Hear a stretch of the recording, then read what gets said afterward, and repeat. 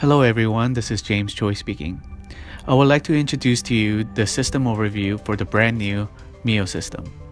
MiYO is a very unique system that was inspired by NSYNC stain and glaze kit. The system includes 18 bottles in total, and it's broken into 3 different categories for use: translucent colors, opaque colors, and structured material. The translucent colorants add color and translucency without altering final value. Opacious colorants are used to create an effective contrast next to translucent colors. And the structure material. The kit includes 5 different kinds of structure. Unlike any other material that is out in the market today, this material is used to create lobes, edges, final form, even hyperfine surface texture like the paracromata, all during the wet stage, and bring the scattering effect of traditional ceramic to your monolithic restorations. This material brings freedom to the user to be creative and effective at the same time. With the MiYO system, our imagination is the only limit. This is a short video to introduce the one-shot technique using MiYO system. There is a very important protocol to eliminate surface tension on your monolithic restoration. Lightly air braid surface with 50 microns, no more than 2 bars of pressure to break that surface tension. Or if you're against any kind of air braiding, you can rub ceramic powder with glaze liquid to break that surface tension on your monolithic restoration. First, it's important to apply a very thin layer of glaze liquid to break the surface tension and for the colors to flow easier. Translucent clementine was used for the chroma near the gingiva region. All translucent bottles in MiYO adds color and translucency without altering any value. Translucent straw is applied for the body 1/3.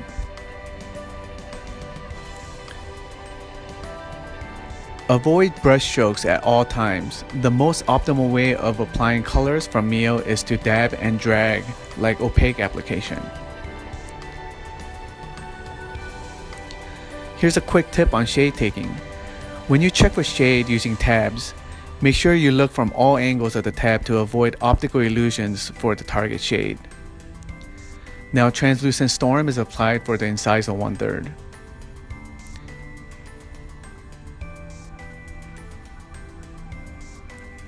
It's not about the intensity of the colors. Instead, it's all about contrast. Always think contrast when working with MiYO on your monolithic restoration. As you can see here, I dabbed the color to a nice gradient of a transition, creating an initial canvas before all the effects are applied.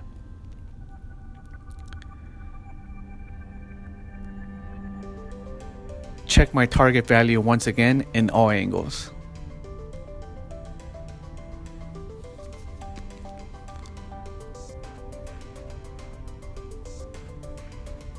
Now the real fun starts. Slightly intensify the mesial and the distal corners to mimic the transparent effect of a natural teeth.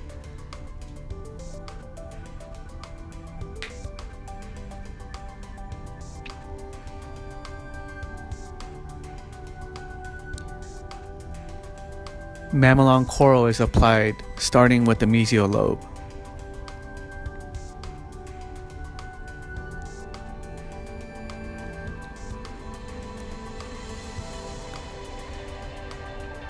As you can see, I'm constantly avoiding any kind of brush strokes. Float your colors on top. The beauty of MiYO is the fact that you have the freedom to move your colors on the wet surface without mixing them or worrying about puddling after the firing cycle. You can start to see the color effects are now starting to come together and form a nice contrast, creating a layered look on the monolithic restoration.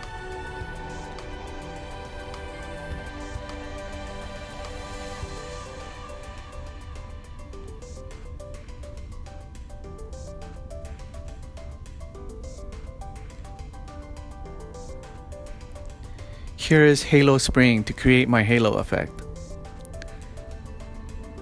The material itself will not mix unless you intentionally do so. Halo usually wraps around the corners near the interproximal region.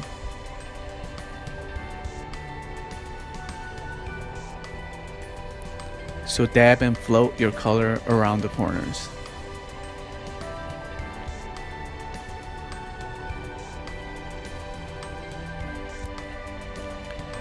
Use stained linen and snow to finalize all the effects, adding a stronger contrast to all the translucent colors that you applied.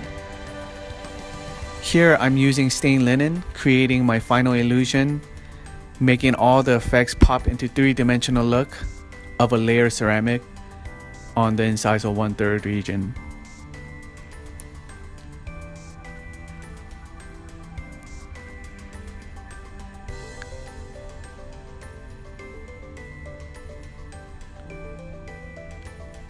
And some spots to create the stronger contrast. Stained snow is applied, which is pure white, create a value difference near the gingiva region to slightly bump up the contrast and value. I personally like to add some translucent bands or spots, but be careful not to go too intense. Being subtle is the most important thing next to contrast. Create a subtle barrier and add some spots to achieve the depth that you're looking for.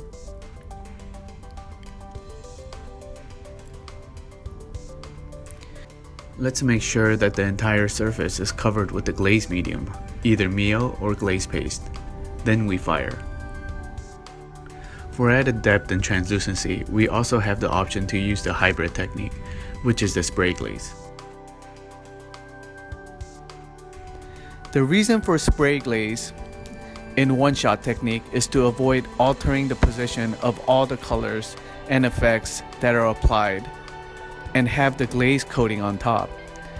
Key to spray glaze is not to hit the restoration on your initial spray. Spray to the side and drag it across the restoration 2 to 4 times before firing. And here's the fired look.